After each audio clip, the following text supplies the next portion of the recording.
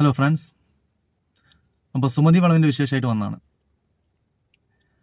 അപ്പോൾ തിയേറ്ററിൽ നിന്ന് ഇറങ്ങി നേരിട്ട് അതിൻ്റെ വിശേഷം പങ്കുവെക്കാമെന്ന് വിചാരിച്ചു. അപ്പോൾ എനിക്ക് വലിയ കുഴപ്പമൊന്നും തോന്നിയിട്ടില്ല.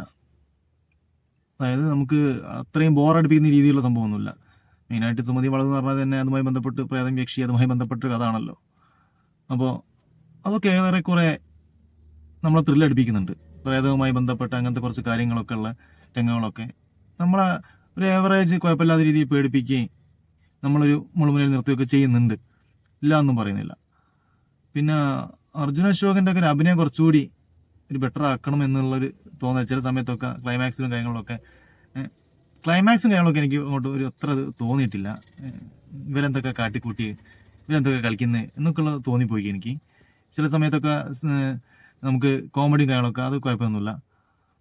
അപ്പോൾ മൊത്തത്തിൽ നോക്കുകയാണെങ്കിൽ നമ്മൾ എൻ്റർടൈൻമെൻറ്റ് ചെയ്യിപ്പിക്കുന്നുണ്ട് സിനിമ. ഒരു 3/4 ഭാഗവും ഒരു 70-75% നമ്മളെ എൻ്റർടൈൻമെൻറ്റ് ചെയ്യിപ്പിക്കുന്നുണ്ട്.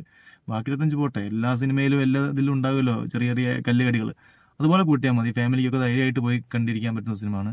പിന്നെ പാട്ട് 4-5 പാട്ടുണ്ട്. ചില സമയത്തൊക്കെ ഒരു ആവശ്യമില്ലാത്ത പാട്ടൊക്കെ വെറുതെ കുത്തി കൊള്ളിച്ചായിരിക്കും അതൊക്കെ നമ്മൾ അലോസരപ്പെടുത്തുന്നുണ്ട്. ആ പാട്ടുകൾ, ആവശ്യമില്ലാത്ത പാട്ടുകൾ, ആവശ്യമില്ലാത്ത രീതിയിൽ സീനിലുള്ള പാട്ടുകൾ.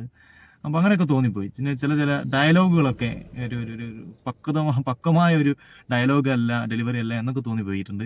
എന്നാൽ മൊത്തത്തിൽ നമ്മളെ ഏറെക്കുറെ നമ്മളെ ബോറടിപ്പിക്കാതെ അങ്ങനെ പിടിച്ച് ഇരുത്തുന്നുണ്ട്. ഇതാണ് ഇതിനെ പറ്റിയുള്ള ഈ സിനിമയെ പറ്റിയുള്ള അഭിപ്രായം. Okay, thank you.